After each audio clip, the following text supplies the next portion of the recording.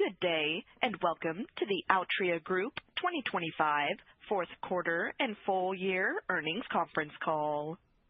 Today's call is scheduled to last about 1 hour, including remarks by Altria's management and a question-and-answer session.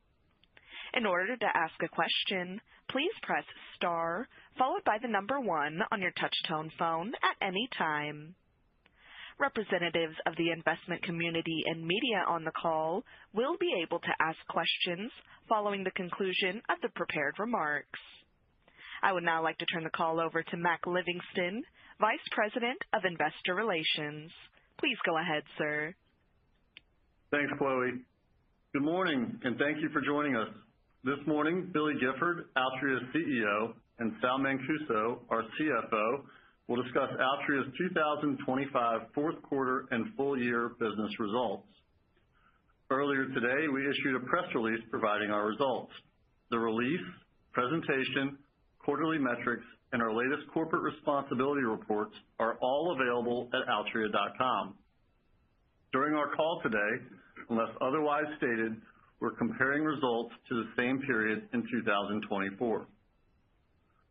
Our remarks contain forward-looking statements, including projections of future results. Please review the forward-looking and cautionary statements section at the end of today's earnings release for various factors that could cause actual results to differ materially from projections. Future dividend payments and share repurchases remain subject to the discretion of our board of directors. We report our financial results in accordance with U.S. generally accepted accounting principles. Today's call will contain various operating results on both a reported and adjusted basis. Adjusted results exclude special items that affect comparisons with reported results. Descriptions of these non-GAAP financial measures and reconciliations to the most comparable GAAP financial measures are included in today's earnings release and on our website at altria.com. Finally, all references in today's remarks to nicotine consumers or consumers within a specific nicotine category or segment refer to existing adult nicotine consumers 21 years of age or older. With that, I'll turn the call over to Billy. Thanks, Mac. Good morning, and thank you for joining us.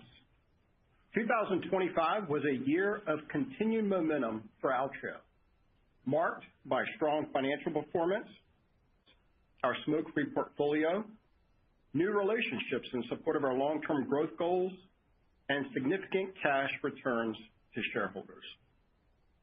Our leading brands and talented teams enabled our core tobacco businesses to deliver solid income growth and margin expansion while we invested in our vision.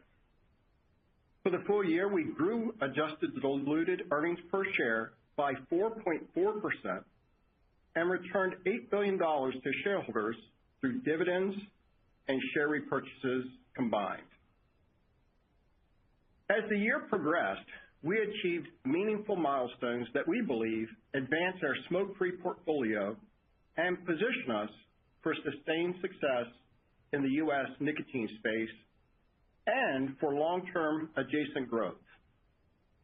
In 2025, Helix received marketing granted orders from the FDA for certain on! PLUS products. Horizon submitted a combined PMTA and MRTPA to the FDA for Ploom and Marlboro heated tobacco sticks. We entered into a strategic collaboration with KT&G to advance international modern oral, U.S. non-nicotine growth, and traditional tobacco operating efficiencies. And we continue to advocate for a responsible and well-regulated marketplace. My remarks this morning will focus on our latest view of the U.S. nicotine space, our smoke-free progress, and our earnings guidance for 2026. I'll then hand it over to Sal, who will provide further details on our business and financial results. Let's begin with our view of the U.S. nicotine space. Over the past year, the estimated number of adult consumers in the e-vapor and oral tobacco categories grew to almost 30 million, nearly as large as the adult smoker population and a reflection of the potential for tobacco harm reduction in the U.S. Total nicotine industry equivalized volumes increased for the third consecutive year and grew by approximately 2% over the past 5 years on a compounded annual basis. And we estimate that smoke-free alternatives represented more than 50% of the total nicotine space, up 5 percentage points from the prior year. However, the primary driver of industry and smoke-free growth continues to be the widespread availability of illicit flavored disposable e-vapor products evading the regulatory process, which jeopardizes the long-term tobacco harm reduction opportunity. We estimate the e-vapor category grew approximately 15% in 2025, with illicit products representing approximately 70% of the category. At year-end, we estimate there were more than 20 million vapors, with nearly 15 million using disposable products. We have long advocated for stronger enforcement against illicit products and an acceleration of FDA market authorizations for smoke-free products. In 2025, we saw increased engagement and action from federal agencies and government officials, including fourth quarter legislation requiring the FDA to allocate at least $200 million of tobacco user fees to enforcement activities. Early signs suggest that these efforts, together with tariffs of Chinese manufactured goods, are beginning to impact the illicit marketplace. We are also seeing early indication that growth in the total number of disposable vapors is moderating. In 2025, disposable e-vapor volumes grew approximately 30% compared to over 50% in 2024. Growth in the number of disposable vapors also slowed, rising approximately 10% in 2025 versus over 40% in 2024. Additionally, the FDA's pilot program to streamline PMTA reviews for certain oral nicotine pouches could be a meaningful step toward improved regulatory speed and clarity required to deliver products that meet adult consumer preferences and regulatory standards. While we are encouraged by this early progress, additional action is needed to accelerate product authorization decisions and ensure a level playing field for all manufacturers. We're hopeful that 2026 will bring consistent enforcement and further improvements to the regulatory process. We continue to believe that responsible participation in the e-vapor category with products that meet consumer preferences supports our vision and our broader smoke-free strategy. We're making progress against our product pipeline and are executing with discipline and intention. The proliferation of illicit disposable products, pace of FDA authorizations, and the intellectual property landscape remain significant headwinds. Accordingly, we intend to maintain a measured approach to our investments in e-vapor until the regulatory framework is functioning as intended and enforcement actions meaningfully address the illicit market. Let's now turn to the nicotine pouch category. Nicotine pouches continue to drive overall oral tobacco volume growth, which increased an estimated 14% over the past 6 months. In the fourth quarter, oral nicotine pouches grew 10.4 share points versus the prior year and now represent nearly 57% of the total oral category. Competitor promotional activity remained elevated during the fourth quarter. Average retail prices for category competitors in the fourth quarter declined 3% sequentially and 12% year over year. In contrast, Helix remained focused on balancing profitability with retaining loyal on! consumers. At retail, on!'s price increased by approximately 4% sequentially and 3% versus the prior year. For the full year, Helix successfully delivered against its plans and contributed profitable growth to our oral tobacco product segment. In this environment, Helix was relatively stable in the fourth quarter, growing on! reported shipment volume to more than 44 million cans. For the full year, Helix grew on! reported shipment volume by approximately 11% to more than 177 million cans. on!'s retail share of the total oral tobacco category was 7.7% for the fourth quarter and 8.2% for the full year. While Helix carefully stewarded on! through disruptive second-half market conditions, the team also prepared to bring on! PLUS to the market. In December, the FDA authorized on! PLUS Mint, wintergreen, and tobacco in 6 and 9 milligram nicotine strengths, with the 12 milligram variants still in the review process. Following authorization, Helix resumed shipments of on! PLUS in Florida, North Carolina, and Texas. Innovation in pouch formats, including wet pouches, broader flavor variety, and higher nicotine strength offerings, is driving nicotine pouch growth. We believe on! PLUS is a premium, differentiated product that is well-positioned to meaningfully participate in this growth. Early consumer feedback indicates that its innovative pouch material with smooth flavor proposition is a competitive advantage in the marketplace. In recent research, on! PLUS Mint achieved higher overall purchase intention scores than the leading nicotine pouch brand and distinguished itself with superior pouch comfort and mouthfeel, critical attributes in the nicotine pouch category. In the fourth quarter, Helix began laying the foundation to expand on! PLUS nationally. Our teams made strategic investments in retail merchandising fixtures and equity to prepare for the on! PLUS national launch planned for the first half of this year.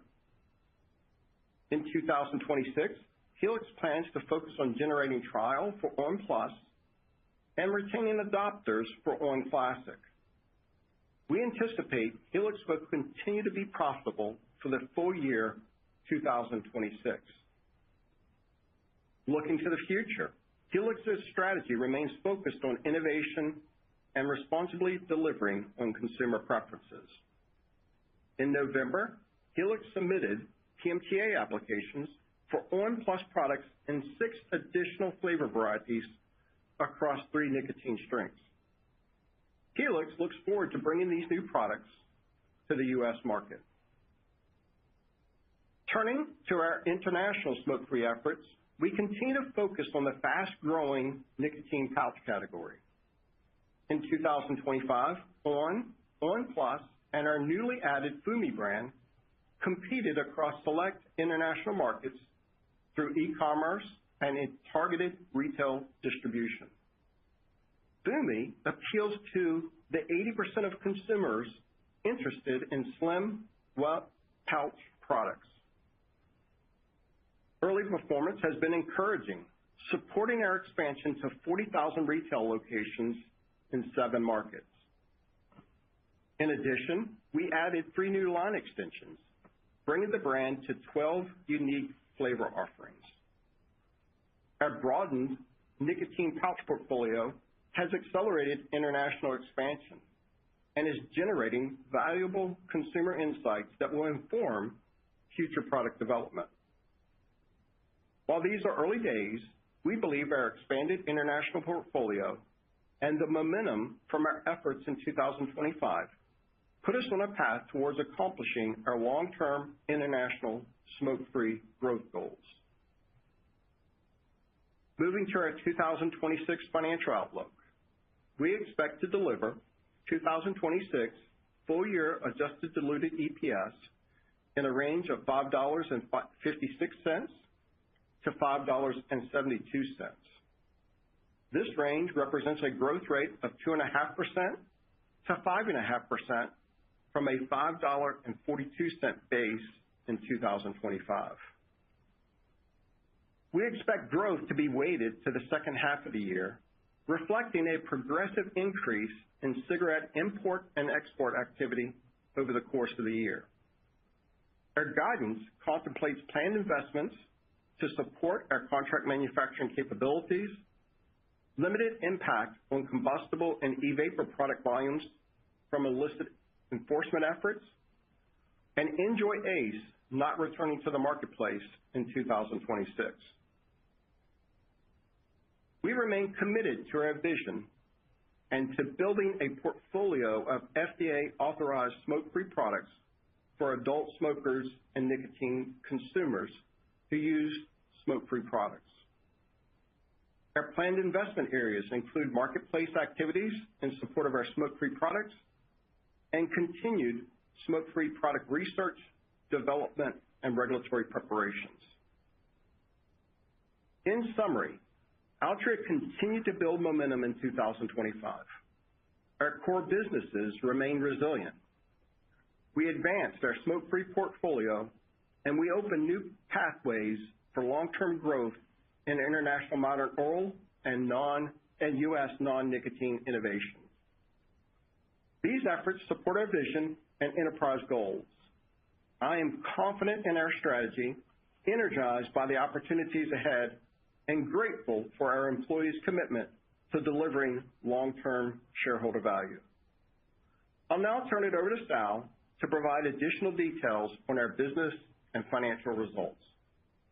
Thanks, Billy. Our core tobacco businesses delivered solid financial performance again this year in a dynamic external environment. The smokable product segment delivered over $11 billion in adjusted OCI for the full year and expanded adjusted OCI margins by 1.8 percentage points to 63.4%. This performance was supported by robust net price realization of 8.4%. For the fourth quarter, adjusted OCI declined by 2.4%, and adjusted OCI margins contracted by 0.8 percentage points to 60.4%.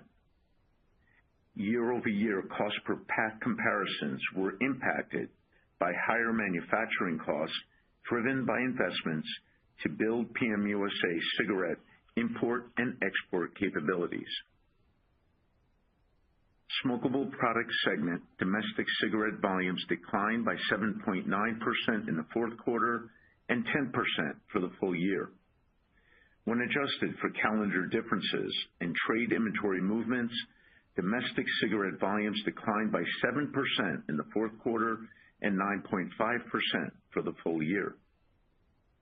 At the industry level, when adjusted for trade inventory movements, calendar differences, and other factors, we estimate domestic cigarette volumes declined by 8% for the full year and by 6.5% for the fourth quarter, representing a sequential improvement of approximately 1.5 percentage points. As Billy described, illicit flavored disposable e-vapor growth moderated slightly in 2025 compared to the prior year. We have closely monitored this trend and its impact on cigarette industry decline rates. Based on our latest data, we are updating our cigarette category decomposition.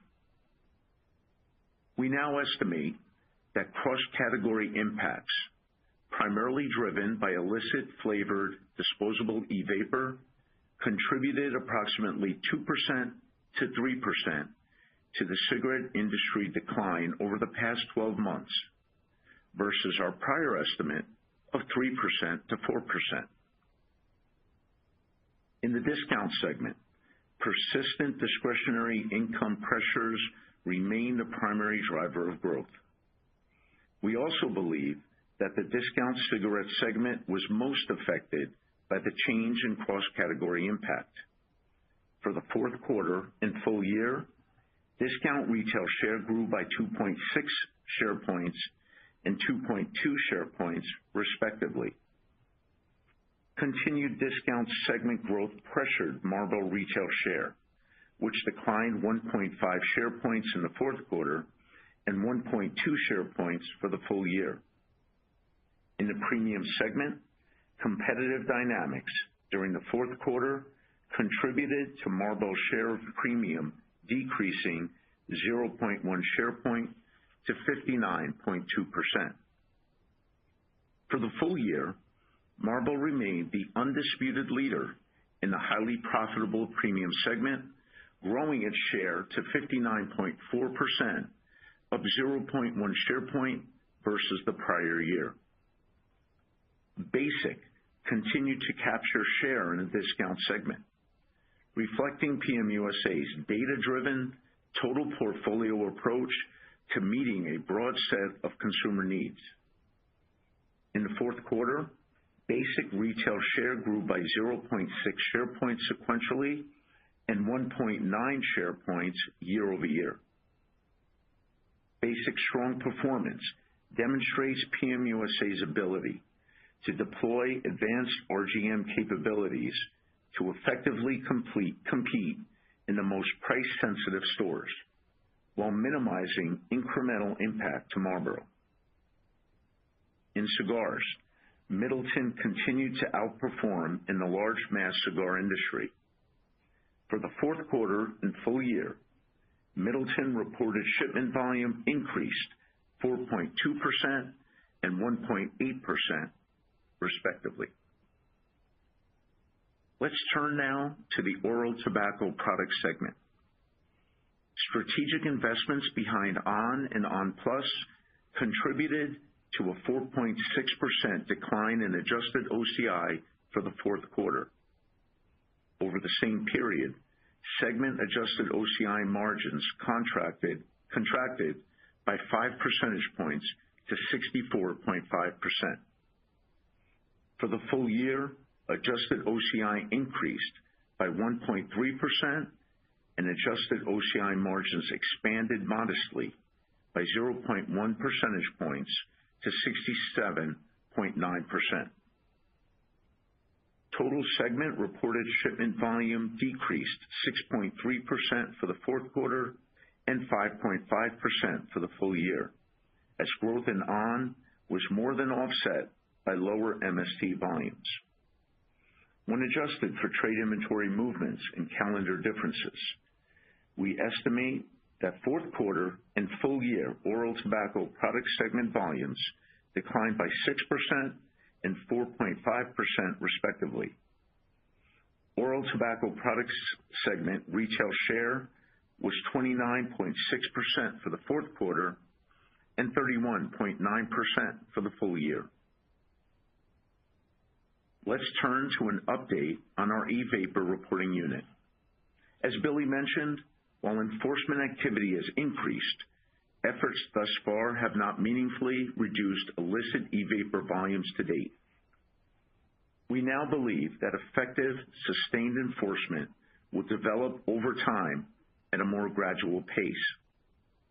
Given this dynamic, we performed impairment assessments of the e-vapor definite-lived intangible assets and goodwill in the fourth quarter. Based on these assessments, we recorded non-cash impairment charges of $1.3 billion. We continue to believe we gained valuable assets and capabilities in the NJOY acquisition that can be applied to a future e-vapor pipeline to meet consumer preferences over the long term. Before moving on from e-vapor, I'd like to point out a reporting change you will see in our 2025 financials. In accordance with accounting standards, we updated our reportable segments for the full year 2025 to also include the e-vapor product segment, which consists of our NJOY business. Turning to ABI's financial results, we recorded $161 million of adjusted equity earnings in the fourth quarter, up 1.3% versus the prior year. We continue to view the ABI stake as a financial investment, and our goal remains to maximize the long-term value of the investment for our shareholders. Before I conclude, I'd like to highlight that as we continue to invest for the long-term success of the business, we are at the same time returning significant value to shareholders. In 2025, we paid $7 billion in dividends, and our board raised our dividend by 3.9% in August, marking our 60th increase in the last 56 years. We also repurchased more than 17 million shares for $1 billion under our $2 billion share repurchase program. At the end of the fourth quarter, we had $1 billion remaining under the current program, which expires at the end of 2026. We effectively balanced our capital allocation priorities during the year, and our balance sheet remained strong. Our total debt-to-EBITDA ratio as of December 31st was 2 times, in line with our target. With that, we'll wrap up, and Billy and I will be happy to take your questions. While the calls are being compiled, I'll remind you that today's earnings release and our non-GAAP reconciliations are available on Altria.com. We've also posted our usual quarterly metrics, which include pricing, inventory, and other items. Operator, let's open the question and answer period. Thank you. Once again, as a reminder, if you would like to ask a question, please press the star key followed by the number 1 on your touch-tone phone at this time. Investors, analysts, and media representatives are now invited to participate in the question and answer session. We will take questions from the investment community first. Our first question comes from Matt Smith with Stifel. Your line is open. Hi, good morning, and thank you for taking my question. Good morning, Matt. Morning, Billy. The fiscal 2026 outlook ranges, you note the benefit from import-export activity building in the second half. Can you provide any color on the scope of the program? We calculate today that the percent of packs with the FET benefits around 3%.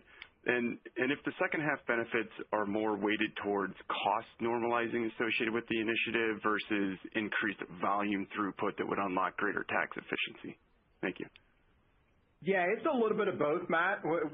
We're a bit reluctant to share any of the specifics there, but certainly there's some upfront investments that are moderated as we go through the year. We think those investments are wise. Not only are we able to make those investments and afford ourselves the opportunity of the duty drawback, but it also sets the manufacturing center that we have here in Richmond up to be available to produce for any market internationally, with some of the changes and differences in international markets versus the U.S. market. In addition, as we've said previously, with the duty drawback, we're looking to not be at a competitive disadvantage regarding that, and we'll continue to look for opportunities to expand. Appreciate that perspective. And as a follow-up before I pass it along, the 2026 CapEx guide is elevated. I think that's associated with the investments you're talking about to unlock the double duty drawback efficiency. The $300 to $375 million investment level, should we think of this as a one-time increase in CapEx, or do you expect kind of a multi-year higher CapEx level as we look forward? Thank you. Yeah, thanks for the question. You are correct. The primary driver of the increase are the investments for import-export business. I'll repeat what Billy said. It not only provides us the ability to participate in the duty drawback, but it does provide us with capabilities for our longer-term vision. I would say, obviously, we're not going to guide for future CapEx, but we are making investments today. They generally precede the volume, if you think about it, for the import-export. But we're also making investments in our smoke-free portfolio. Obviously, we want to have the appropriate manufacturing capability for products like On Plus and future pipeline products. We believe that for a company of our size, it's still a relatively low level of capital expenditures, but we're going to be disciplined and diligent when we make those capital investments. Thank you, Sal. I'll pass it on. We'll move next to Bonnie Herzog with Goldman Sachs. Your line is open. Okay, thank you. Good morning, everyone. Good morning. I guess I also had a couple of questions on the double duty drawback. I guess, first, is it fair to assume your aggressive promotional strategy behind Basic, which is weighing on your net price realization and dollar OCI growth in smokable?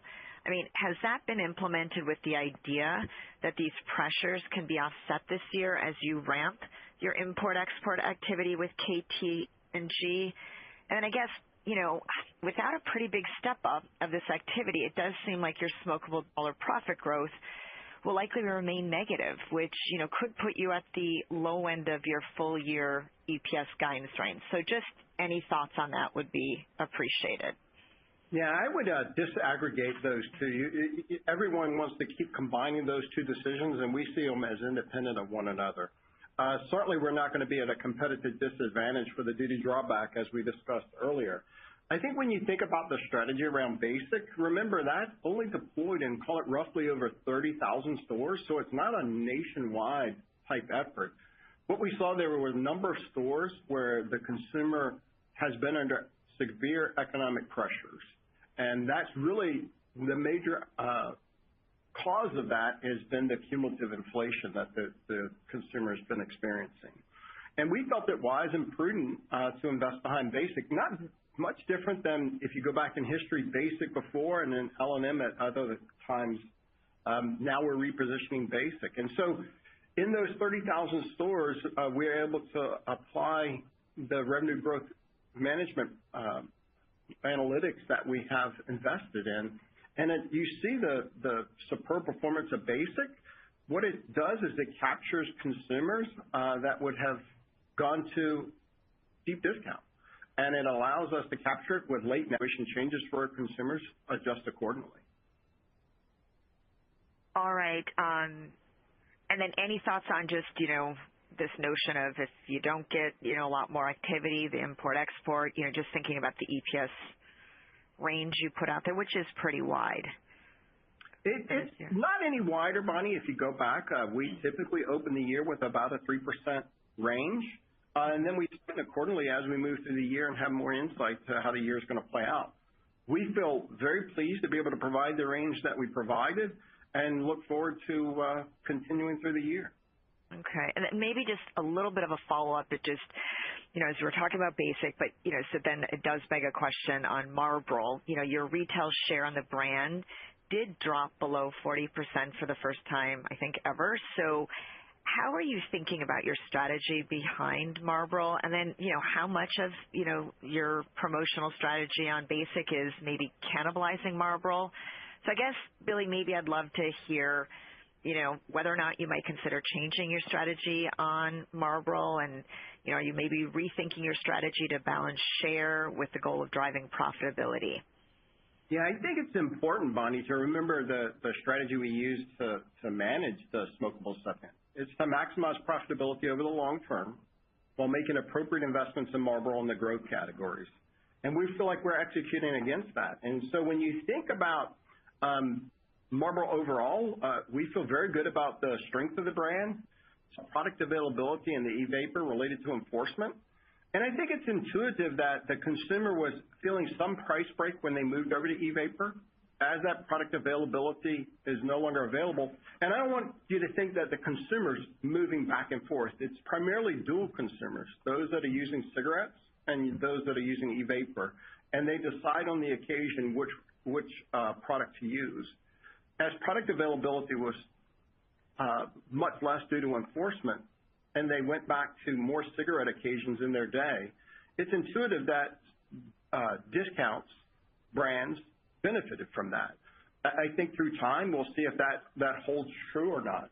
I think from a standpoint of your question related to Marlboro versus Basic, we feel like with our analytics, we feel comfortable that it's not impacting or cannibalizing Marlboro in the marketplace. Certainly from a mathematical standpoint, the more Basic grows, its share grows, and it affects other brands in the marketplace. But we don't feel like it's having any outsized impact on Marlboro.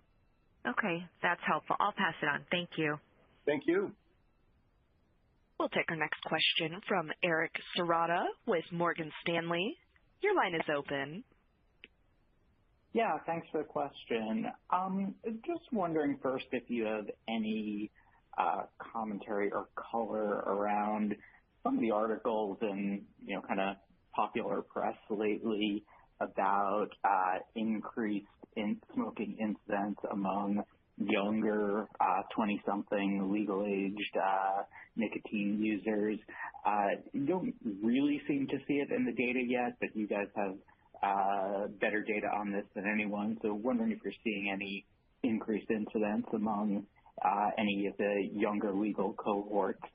And then a separate question, looking at on! PLUS, could you talk a bit about the pricing strategy there, where you plan to position it sort of as you get past initial, introductory and trial periods?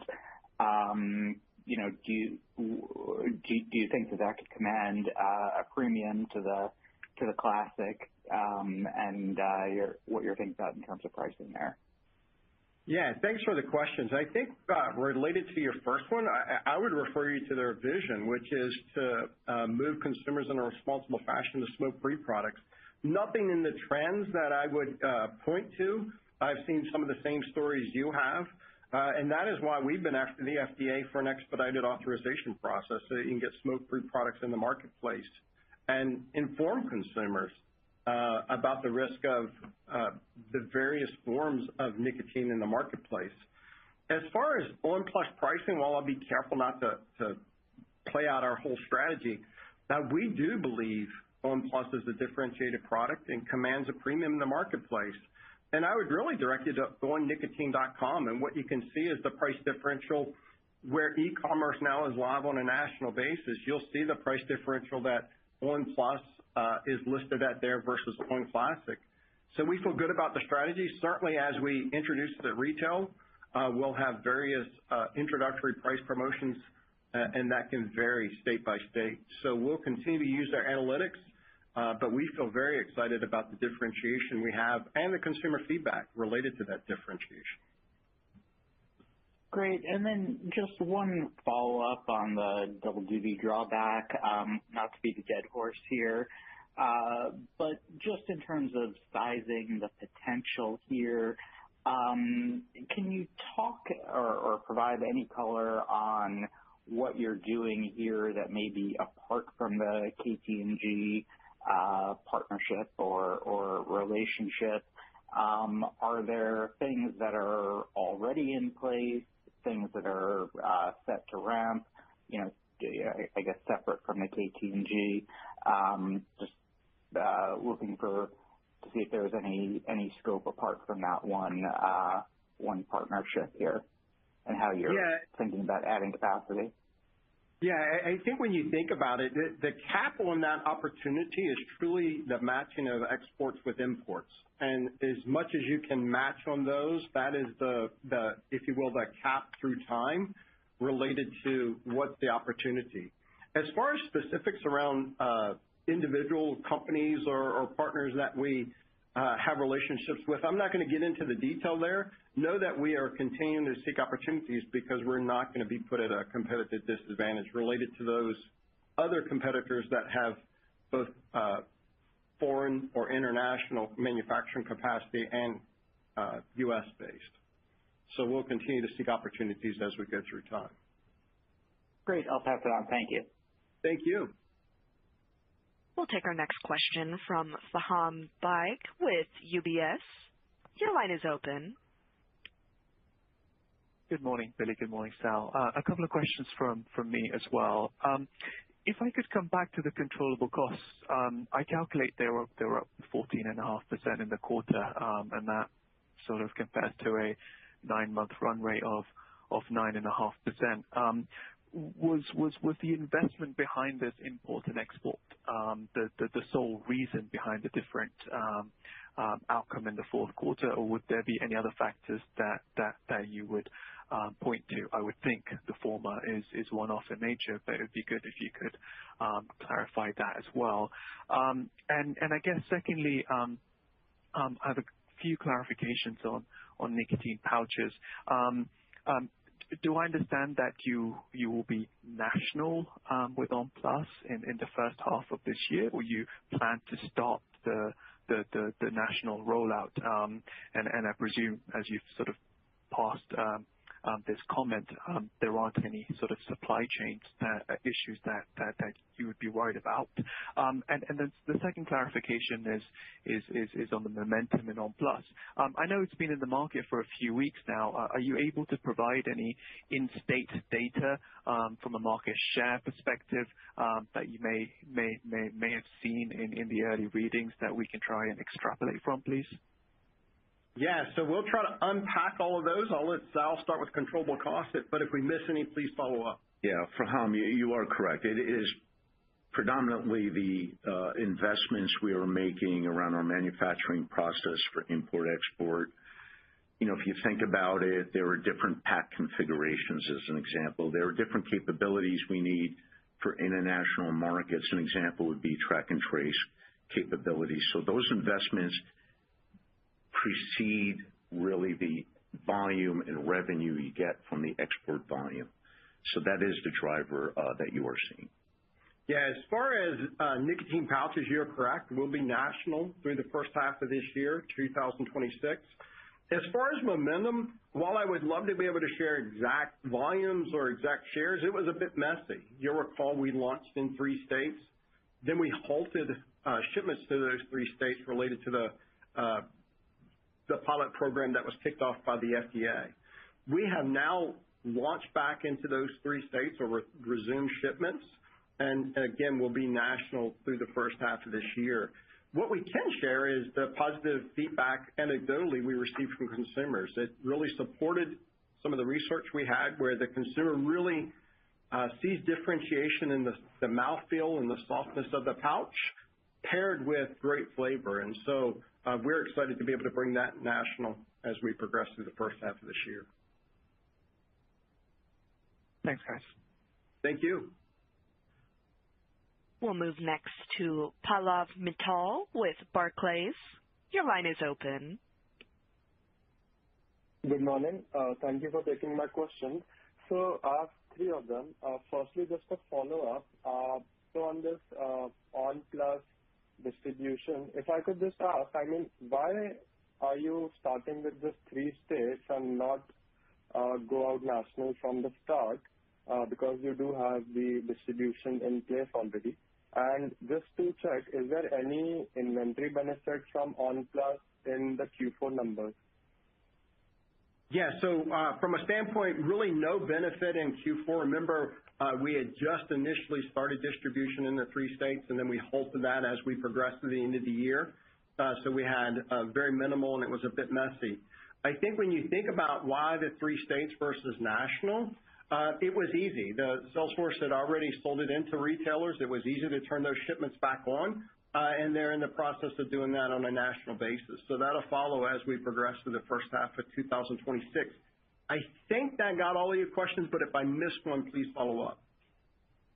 That was the first one. So secondly, if I can ask, in your comments, you said that the pricing from competitors and nicotine pouches was down 3% sequentially and 12% YOY. But that is not what I think the scanner data is suggesting.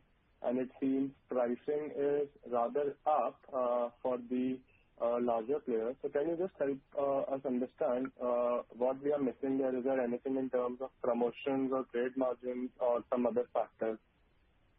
Yeah, so you're correct. We did say down 3% sequentially, 12% for the year. From a competitive standpoint, that's all competitors combined.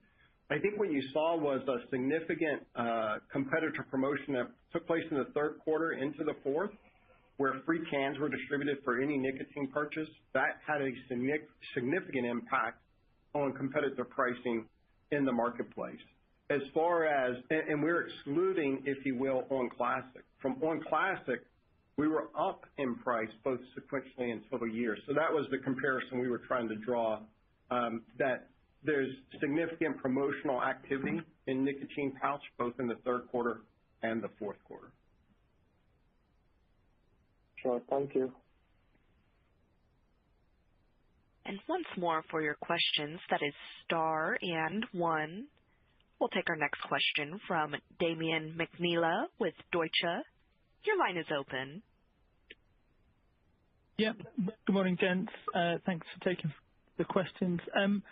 The first question is just on the basic strategy. And can you clarify or confirm that the 30,000 stores that you've targeted is kind of the ceiling, or are there any potential stores that you may consider entering into during the course of 26? Is the first question.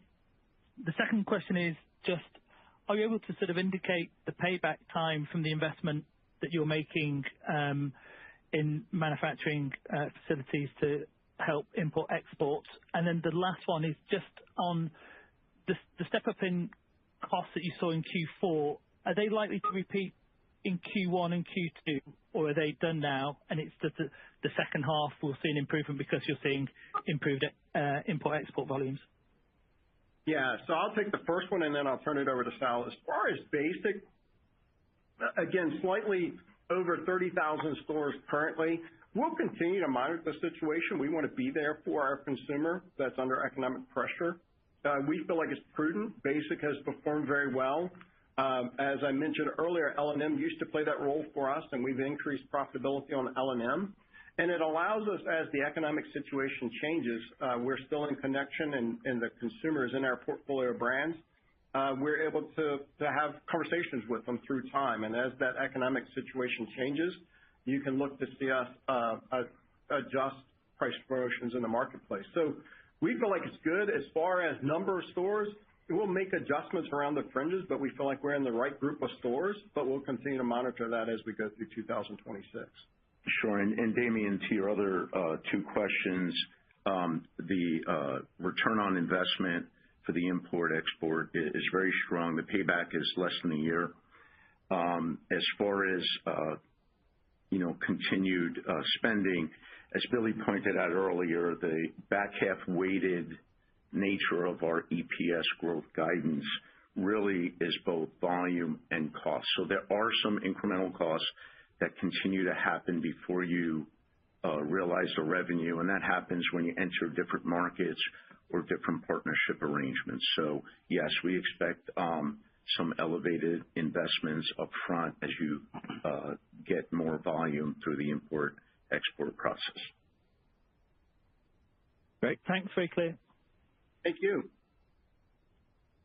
There appears to be no further questions at this time. I would like to turn the call back over to Mac Livingston for any closing remarks. Thanks, everybody, for joining us today. Have a great day, and if you have further questions, please feel free to reach out to Investor Relations. This concludes today's call. Thank you for your participation. You may disconnect at any time.